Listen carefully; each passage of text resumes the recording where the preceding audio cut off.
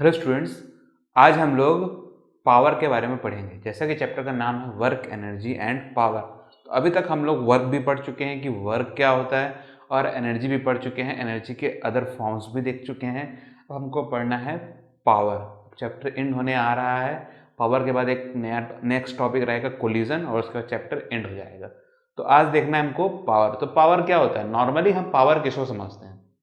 किसी भी आदमी को जब हम बोलते हैं कि हाँ ये आदमी बहुत ही ज़्यादा पावरफुल है, या फिर जब हम कोई गाड़ी लेते हैं तो हम बोलते हैं कि हाँ इसका इंजन बहुत ज़्यादा पावरफुल है, तो इसको हम एज ए फिजिक्स के टर्म पे कैसे रिलेट करें कि पावर का actual definition as the term of physics के टर्म पे कैसे बोला जाए। ठीक है, इसको हमको देखना है। तो चलिए स्टार्ट करते हैं अपने इस वीडियो को और समझने की कोशिश करते हैं। ओके, तो आज का हमारा टॉपिक है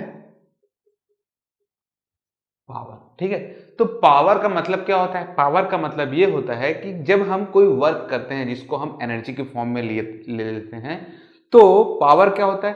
पावर का मतलब होता है कि जो भी हम काम कर रहे हैं उसको टाइम से रिलेट किया जाए, कि मतलब कितने समय में, कितने टाइम पे हम बोलें कि हाँ ये वर्क कंप्लीट हो जाएगा। जैसे कोई आदमी को काम दिया जा रहा है, तो मान लीजिए 2% वहां पास में है, एक पर्सन जो है उसी काम को थोड़ा जल्दी कर लेता है, मान लीजिए 1 घंटे में कर लेता है, और दूसरा पर्सन उसी काम को 5 घंटा लगाता है। तो हम क्या बोलेंगे कि इसका स्टेमिना ज्यादा है, जो 1 घंटे में कर लिया। आप बोल सकते हैं इसके पास ज्यादा पावर है, इस टाइप से बोल सकते हैं ना। तो इसका मतलब यही है कि जो वर्क है, जो वर्क डन हो रहा है with respect to the time, मतलब कि देखिए बहुत सिंपल सा है, power equal to work done by time taken. तो कितने समय में वो वर्क हो जा रहा है, इसको हम क्या बोलेंगे? पावर। सिंपल सी बात है फिजिक्स के टर्म पे, और कुछ भी डेफिनेशन नहीं बनता है। बस इसका एक डेरिवेशन, छोटा सा डेरिवेशन नहीं बोलेंगे, एक फॉर्मूला ही है, और फॉर्मूले को तोड़ मरोड़ के थोड़ा सा और भी कुछ फॉर्मूले बनाए गए हैं। देखिए वो क्या है। तो नॉर्मली हम वर्क डन किसको बोलते हैं? तो वर्क वर्क डन को हम बोलते हैं फोर्स इनटू डिस्प्लेसमेंट, dx। ठीक है, अगर डी लेंगे तब भी चलेगा, dx ले रहे हैं मतलब कि इस इंस्टेंटेनियस हमारा वर्क डन हो रहा है। वर्क डन हमारा बहुत ही स्मॉल क्वांटिटी में हो रहा है, मतलब छोटे से डिस्प्लेसमेंट में कितना वर्क डन हमारा हो रहा है। ठीक है, अब इसको देखिए, ये वर्क है, अगर मैं इसको डिवाइड बाई dt कर दूं तो ये क्या बनेगा? Force dot dx by dt। D by D से डिवाइड किया जब मैं इसको, तो ये क्या बन गया आपका? ये बन गया आपका पावर। एक और फॉर्मूला बन गया आपका, देखिए dx बाई dt क्या होता है? dx by dt is velocity, तो v बन गया यहाँ पास में। देखिए एक और पावर बन गया आपका फॉर्मूला।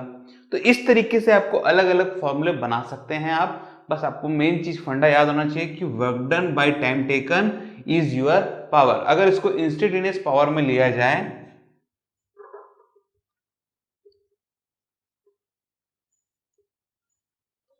तो क्या होगा? तो इंस्टेंटेनियस पावर के लिए सिंपल सी बात है, small work done divide by small time.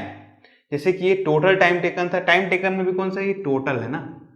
अब एक छोटा सा हमको पता करना है कि स्मॉल टाइम पे कितना वर्क हो रहा है। स्मॉल टाइम पे कितना वर्क हो रहा है, तो उसको क्या बोलेंगे?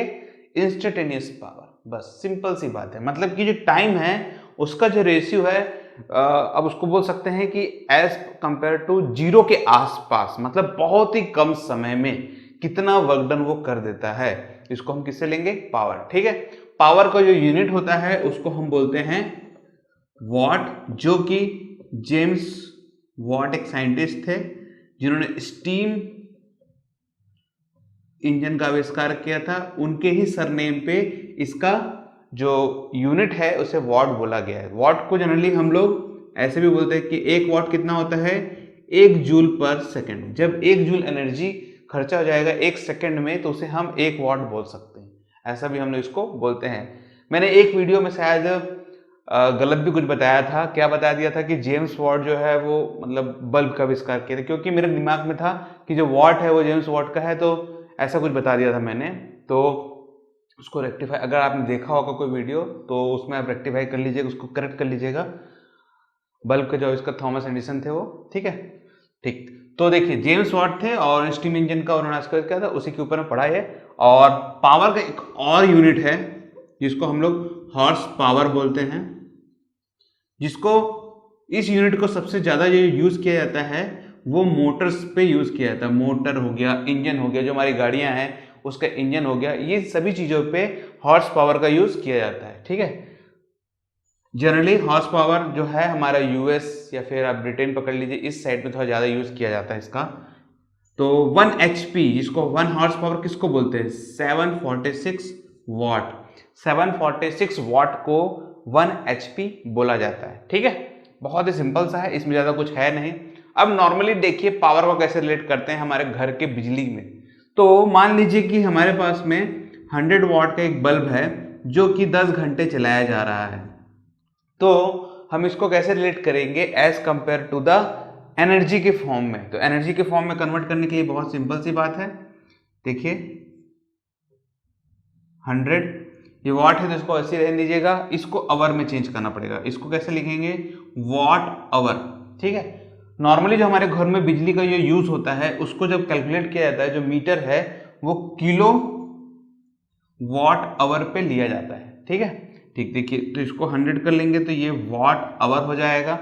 अगर वाट आवर को सेकंड में कन्वर्ट कर लें, वाट को वैसे ही रहने दीजिए और आवर को सेकंड में करने के लिए 3600 का मल्टीप्लाई कर दीजिएगा तो ये वाट सेकंड हो जाएगा। वाट सेकंड को ही हम जूल बोलते हैं। ठीक है, तो ये हो गया जूल में कन्वर्ट, तो ये बन गया 36 इंटू 10⁵ तो इतना जूल ऑफ एनर्जी खर्चा हो जाएगा।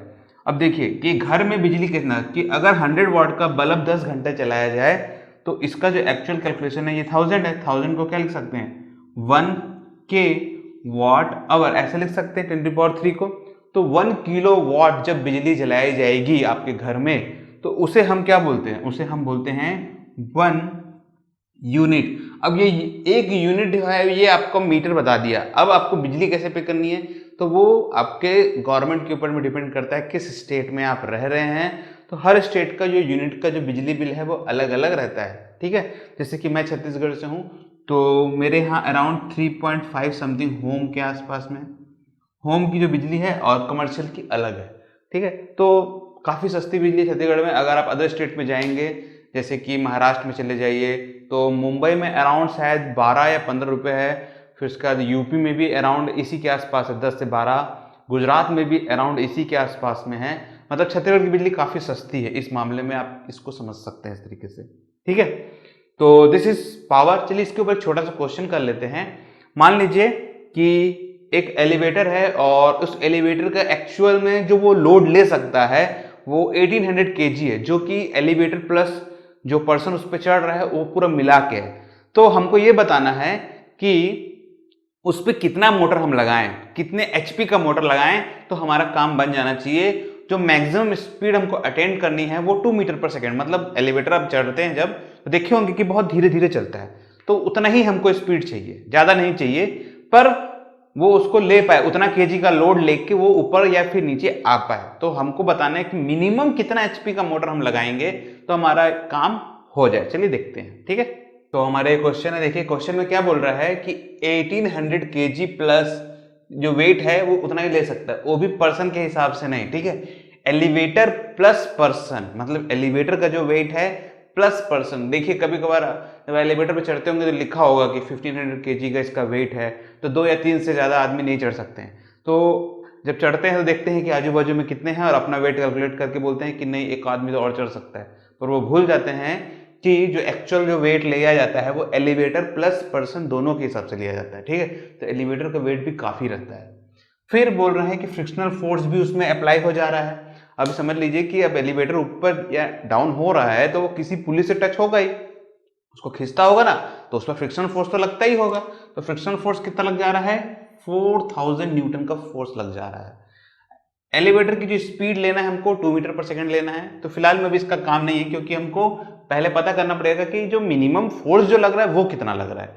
मतलब उसको कैंसल आउट करने के लिए उतना पावर तो होना चाहिए ना मोटर के पास में। तो सबसे पहले फोर्स देख लेते हैं हम लोग कि फोर्स कितना चाहिए।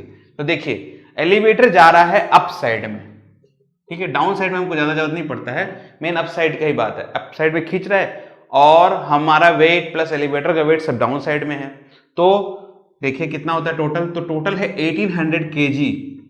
एक्चुअल में जो उसका मैक्स टू मैक्स वेट वो उसके पास में है ठीक है, तो फोर्स के लिए फॉर्मूला देखिए क्या निकालते हैं हम लोग, mg प्लस फ्रिक्शनल फोर्स। तो फ्रिक्शनल फोर्स भी अपोज करेगा मोशन को, तो इसलिए फ्रिक्शनल फोर्स, तो ये बनेगा total force of this power, power में जो भी फोर्स लग रहा है। ठीक है, देखिए mg कितना है, m है 1800 kg, g को आप मान लीजिए 10, फ्रिक्शनल फोर्स लग गया 4000, ये बन गया 18000 प्लस 4000, तो टोटल बन गया 22000 न्यूटन।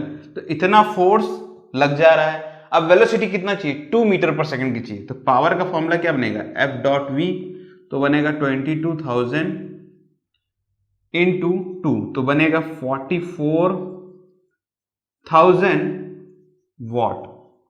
तो इतना वॉट का आपको मोटर लगेगा।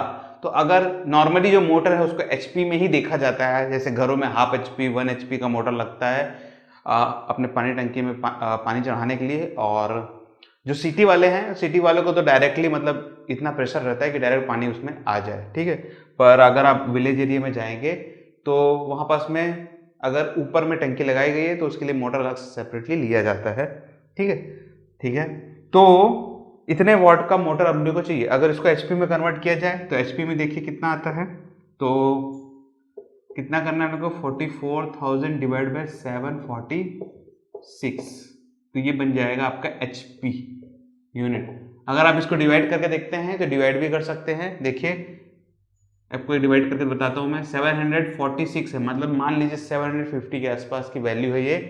ठीक है, और ये 44000 है, तो देखिए 440 तो जाएगा नहीं इससे, तो 400 ले लीजिएगा। 700 का सीरीज है और ये 44 है, तो 7 के सीरीज में 44 मतलब 7 6 42।